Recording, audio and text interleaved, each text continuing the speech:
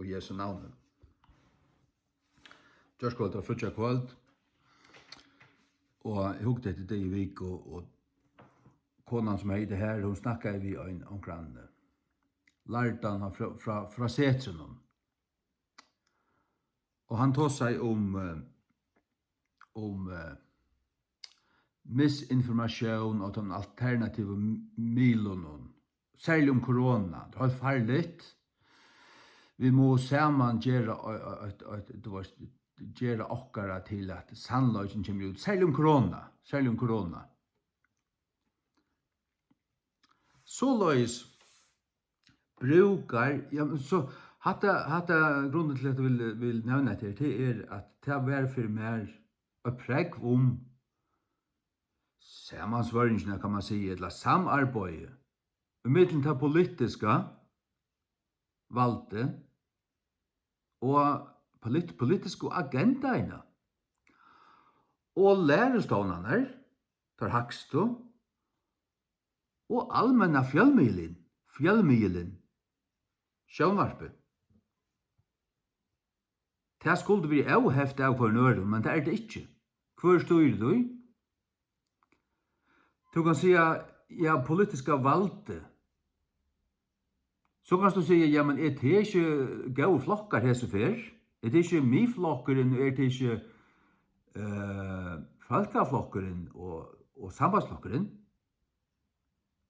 Det har ikke vist i øden?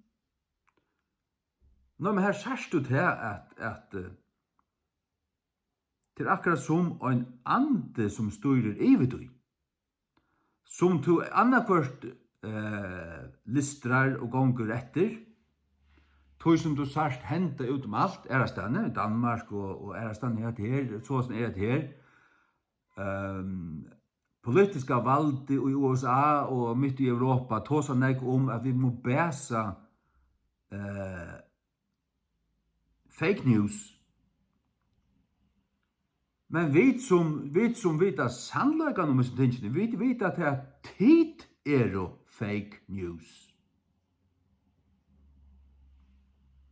Tid fake news.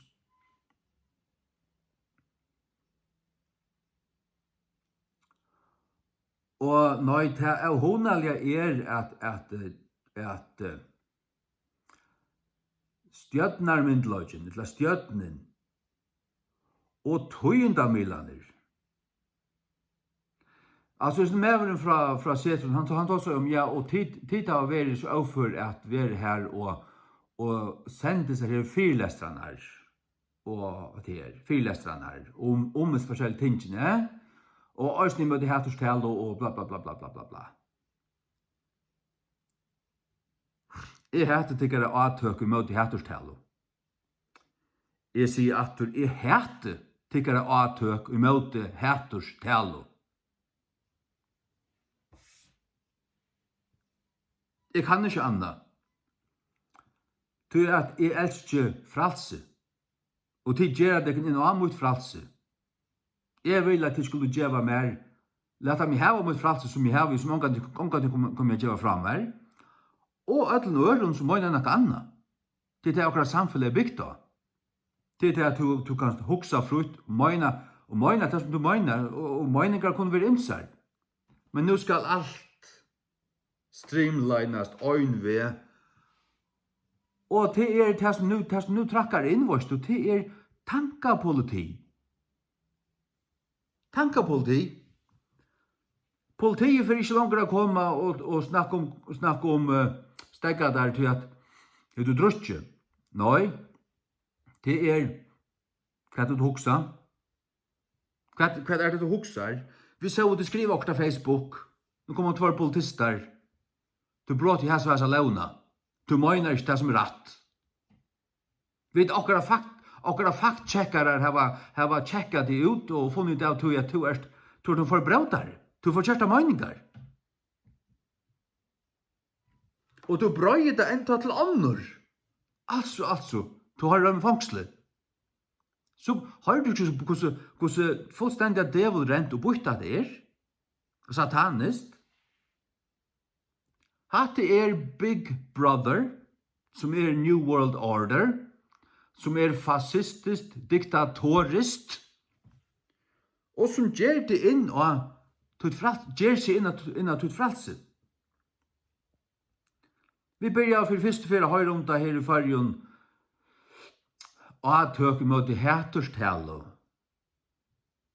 Det var det i vinstrehadle som nevnte det, men vi som rettskikkige, vi som ikke vinstrehadle, det vinstrehadle, de kallar okkur far-right og et eller annet fascister. Vi slett ikke nekka far-right nazi, nekka som helst. Iver høver ikke.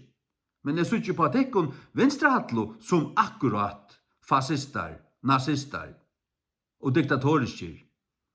Mitt utykkere bleit og åren, det spiller så gau og alt det der, det det slett iver høver ikke. Det diktatoriske fascister. Og tykkere bleita snakk til bare en fasada, til innanfor det så ser man bare til at tid tåla anke era mening enn tykkere mening, og hon slett ikke bleit. Iver høver ikke bleit.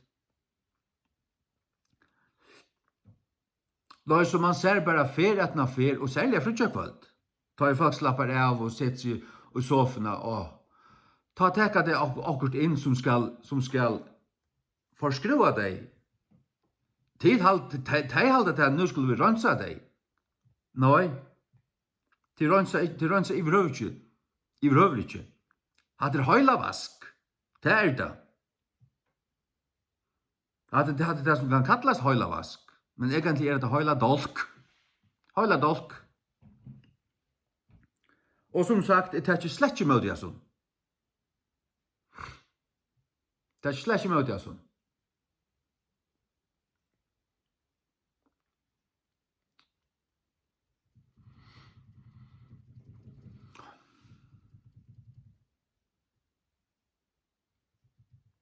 Nei.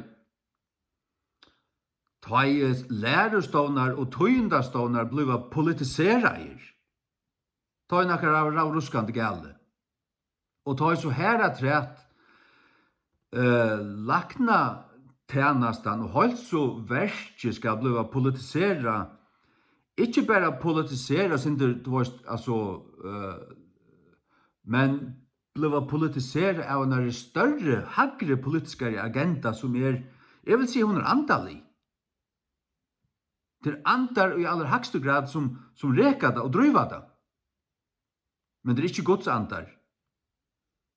Det et herlig av et eller annet farner ut.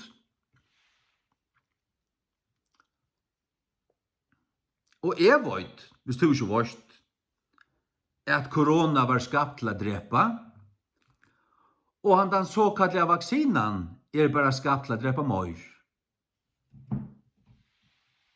At det er det samme, at det tvær lier i som agenda.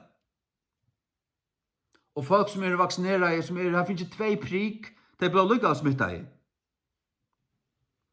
Og her som de bruker masker, her sier det at selv om du vaksineret, så kan alt hende, du kan få det, og du som bruker masker og lykket, du kan bli en bedre og smitte andre.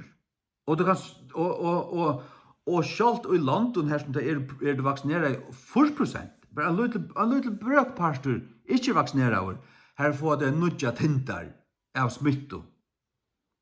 Og folk blev innlagt og et her, men de rødt vaksineret. Men sjuk av korona. Det så en vaksina som skal hjelpe noe som helst? Det det slett ikke. Det sannfører om min hjärsta. Min mening og det som jeg alltid om at det at det alt sammalt til å drepa. Og til en heims elita. Hva en elita? Til noe som hagg om for lovene.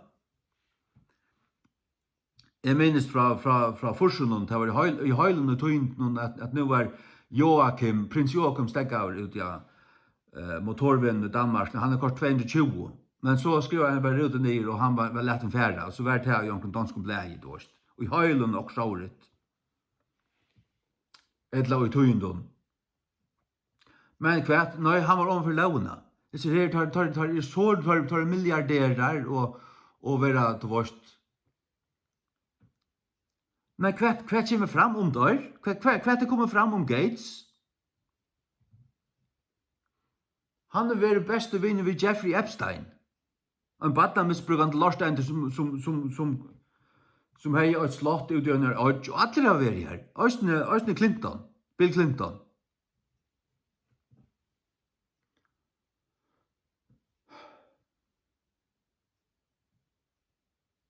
Og Gates. Og det det som jeg det som langt har sagt det kun at elitan luciferisk. Det er badnamisbrukande dævla pakk. Tar jo egentlig satanister. Det vil jeg da ikke si. Tar sier seg hava en særlig oppenbering, et hagelljøs. Men tar vittløyter av Satan, som ikke vil si seg være Satan. Han kallar seg Lucifer. Og så sier der, ja, men Lucifer ikke Satan til en gaur angel. Det her tar vittløyter. Tar vittløyter av Satan som brøyte seg til en ljøsangel. Og at det året ljøsangel, det ja, men det godt, da. Han skal inn. Og han gav visdom, han sier okkur nokkur ting her, og ta vi implementere av det, det var om vysind og om at menna ting. Tar tilbya Lucifer. Og tar få oppløsningar.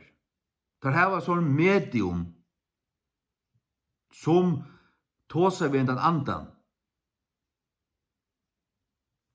Som tar så få kunnløkka fra.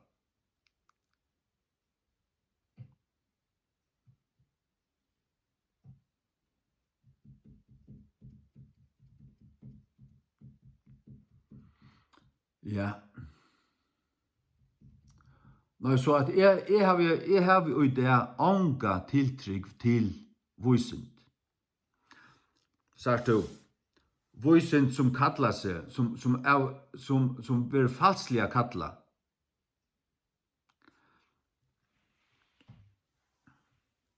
Science falsely so called. Vetenskaper falsliga så kallar. Det var kalla vysind. Men det tar i vysinden færen av spåren. Hon ikke alltid vært færen av spåren. Og det ikke ødel vysind som færen av spåren, men vysind som som falsliga være så kalla. Man kan ikke si at det er alt av de ytla, til at det som rætt, og det som hever verilig gagna okkon og kan demonstrerast, ikke bare en læra, du vet. Evolutionslæran kan ikke demonstrerast. Det er bare en teori. Men tar det vel først fram som fakta. Og indoktrinert, du skal tryggvist ned, du skal læra det. Selv om det bare en teori, ta det vysind som fastlig er så kalla. Ta det ikke vysind.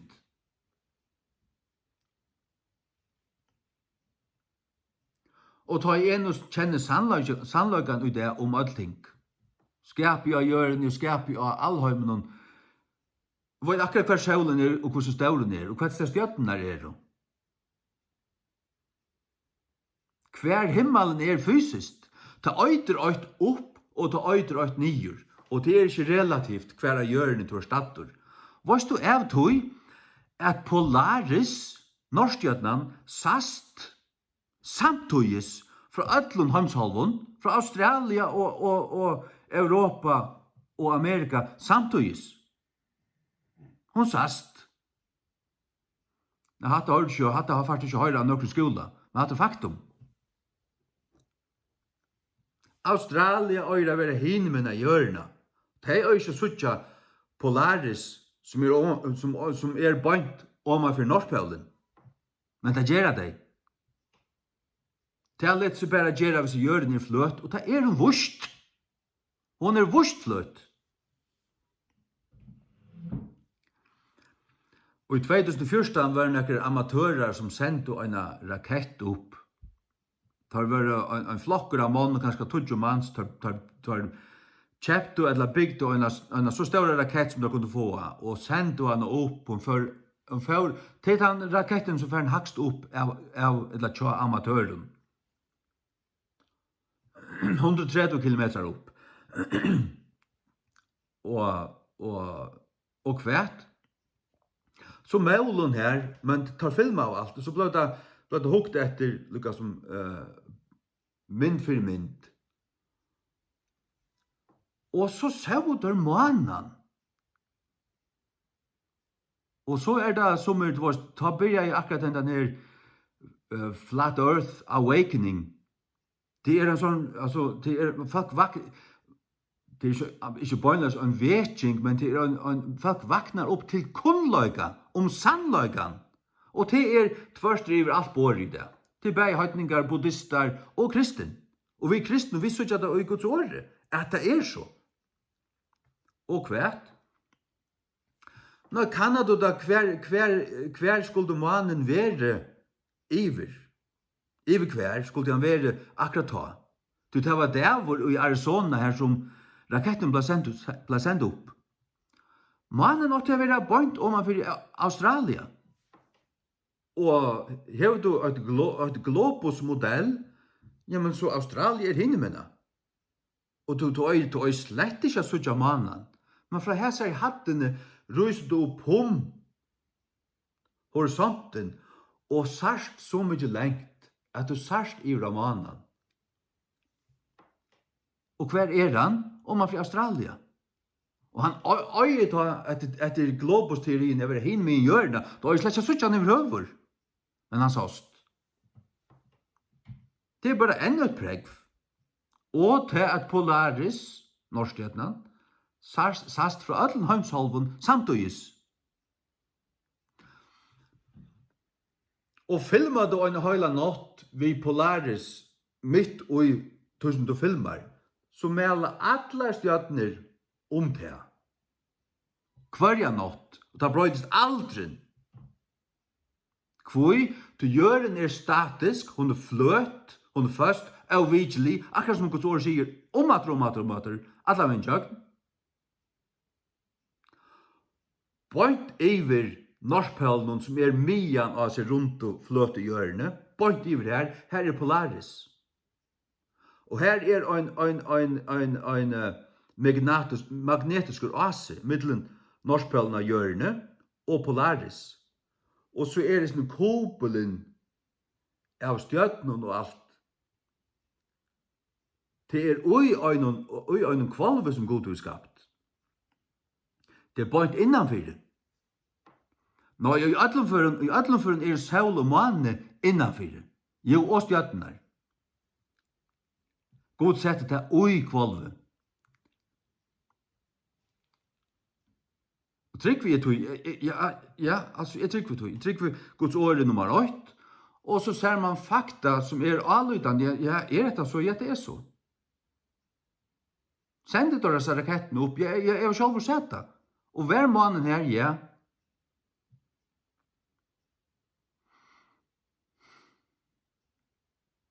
Og det tar vurstet det også av en kors akkurat hver måned ferast. Han var bønt om fra Australia.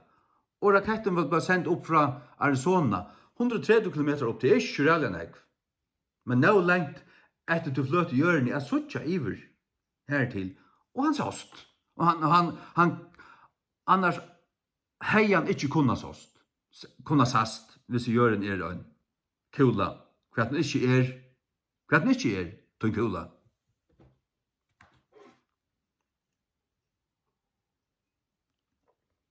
Så du, tar man vet hese tingene og kan sitte og huksa og vita, og så ser man akkurat larst, djevelrent, rauthødd, fra setrunnen sitter og snakker her.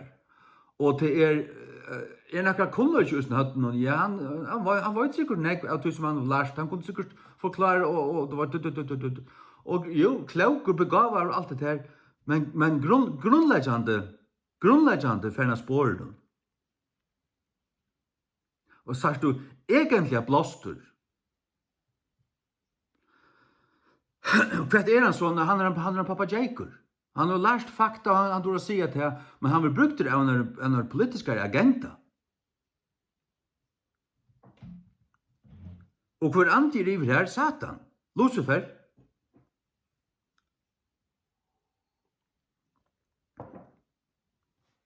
Totalt färg av spåren. Totalt färg av spåren. Høyla skrample. Totalt. Så at her vi nekkar respekt for oss nær anka. Null respekt for oss nær. Null. Altså hadde ikke, hadde ingen tikkningas nær. Iver høver ingen tikkningas nær.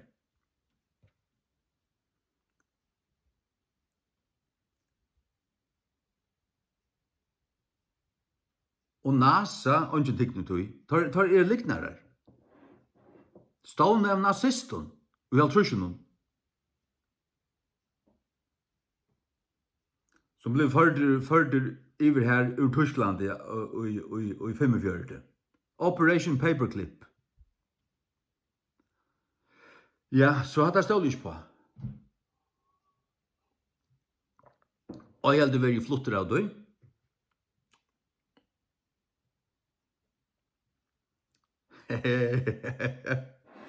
Tror att gör den här en bröt och den här en långt. Så du, det två asar. Han har brøyt og han har langt. Og hun har endar til ytst og enda mørk av hjørene. Jeg må vise deg. Jeg har akkurat finnes nytt bord her. Hvordan skjer igjen? Kan ikke spekles ned?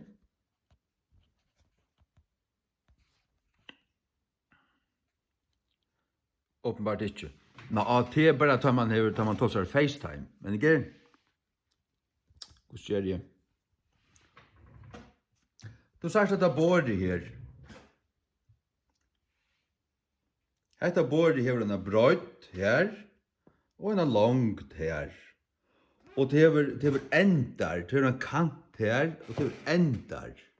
En ender her, og en ender her. Så gjør den.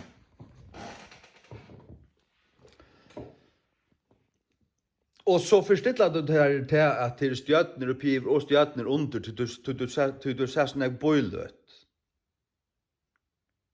Det er bøyløt er alt falsk. Alt som kommer fra NASA er falskt.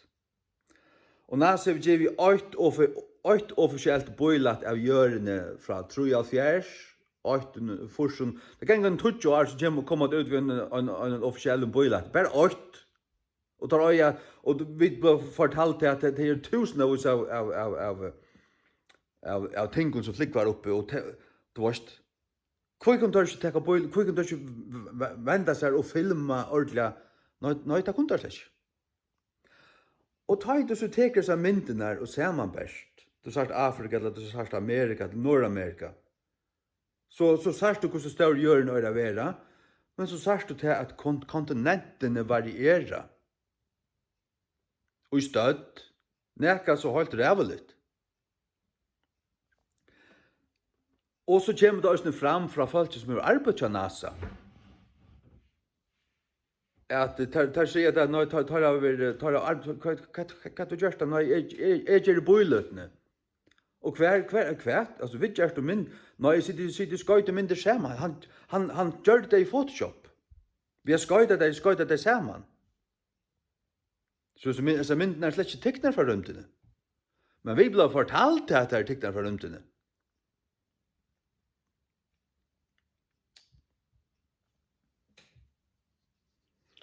Og så kallar det ISS, at det er International Space Station. Det er ikke en gang ut i rymtene. Det er i hakkelig atmosfære. 400 kilometer opp i landet. Løyk om for atmosfære, det hanger her. Det er slett ikke ut i rymtene.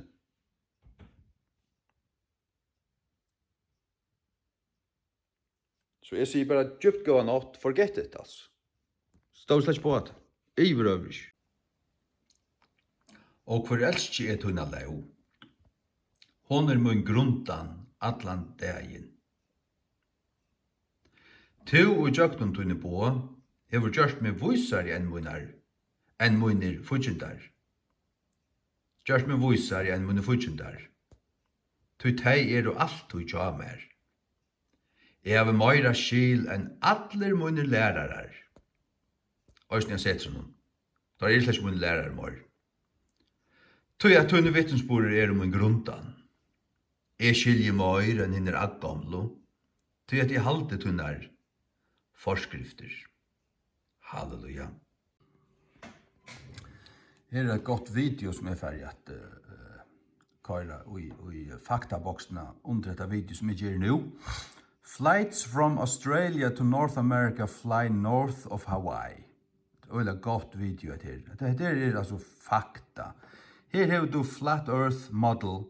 Og det vet du hva det er? Til logo i tja SD. Tar vita atler, elitan void at gjøren er fløtt. Men tar vil ikke si okkun, tar vil halda okkun, eller halda her, bortun, for at du skal være en nytteligur trælur, skuitbøytur, skraltaumur, du er ikke skuitbøytur. Du kanst vita, hvis du vilt. Hetta video handlas om det, hvor du her er fletta gjøren. Men etter Globus-modellen så er Australia her nere. Men det er egentlig her oppe. Han viser til at alle flåruter fra Australia kommer inn hentavegen hvis de skulle til Florida eller Mexico eller Sundalia i Amerika. Så mittenlanda angsten her, Chicago eller et og så var nyer. Da kommer flyggvande, da kunne gått mittlanda i Alaska, og så færre vågjere. Ongen, vet du, og det her Hawaii-øtjana er ångstan her. Det naturlige har vært til flo, hvis Hawaii er en parter av USA. Det flo over til Hawaii, og så bøynt over til Atlanta eller et eller annet. Men ikke øyn flyggvare gjør det. Og Hawaii er ikke pikke løyt her. Det er større flåvatter Hawaii, som er menter å takke med de ødlenstøtene av flåføren ur USA. Så det er ikke trobløyden.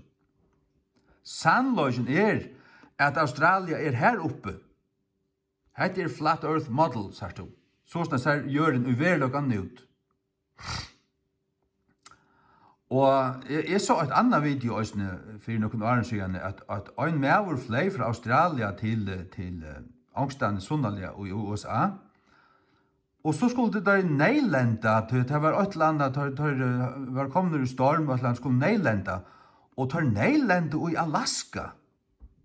Og han får ikke helt skilt i åndsju til at, ja, men vi skulle lenda her, og neilenda helt nord i Alaska, det blir til.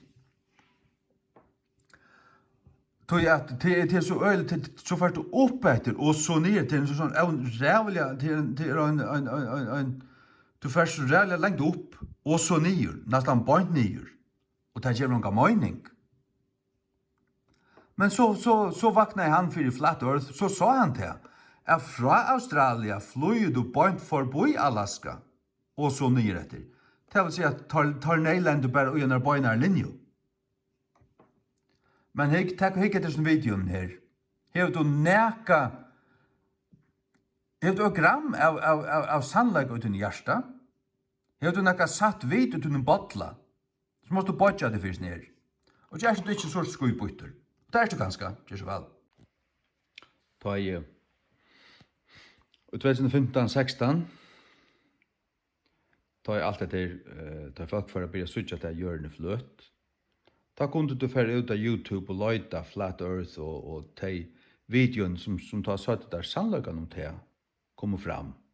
Løyta du nå, så er det bare videoen som er med til som kommer fram. Du skal løyta, det som ikke er fjerna, kanaler i fjerna er sånn, men det som ikke er fjerna, det skal løyta rævlig vel og rævlig spesifikt etter å få fram i røver. Så er det sånn kua der sannløkene. Det er YouTube og Facebook og alt det er øysene politisera. Akkurat som nå setre skal gjerast og kringvarpe. Politisera. Jeg har alltid sagt at det er armar, alt det i heimen og til det som Satan øyer til, armar av samme likame. Det er armar av Satan. Det glæser øysene, og en armar av Satan.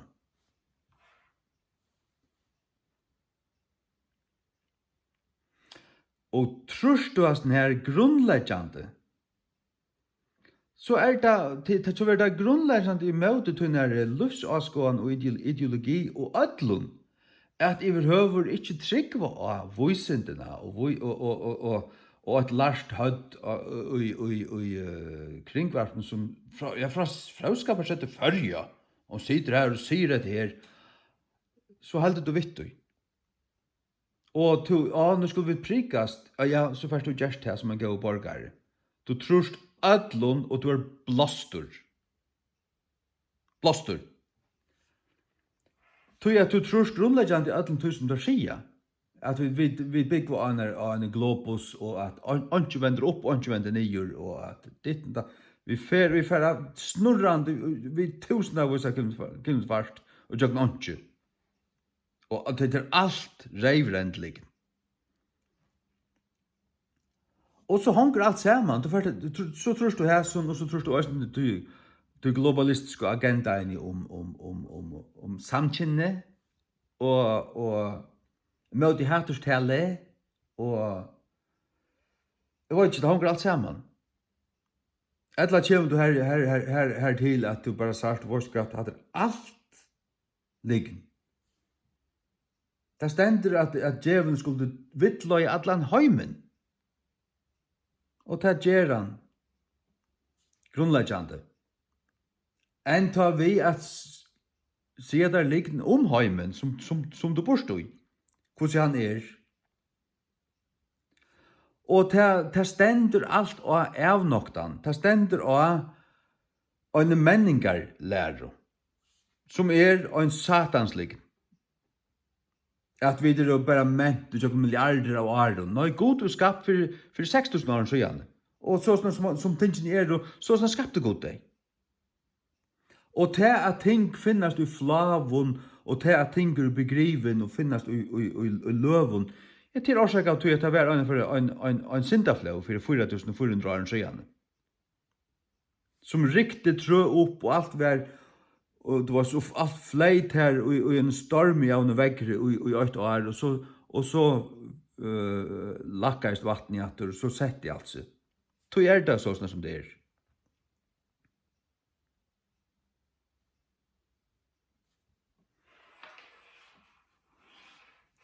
Ja, det er det.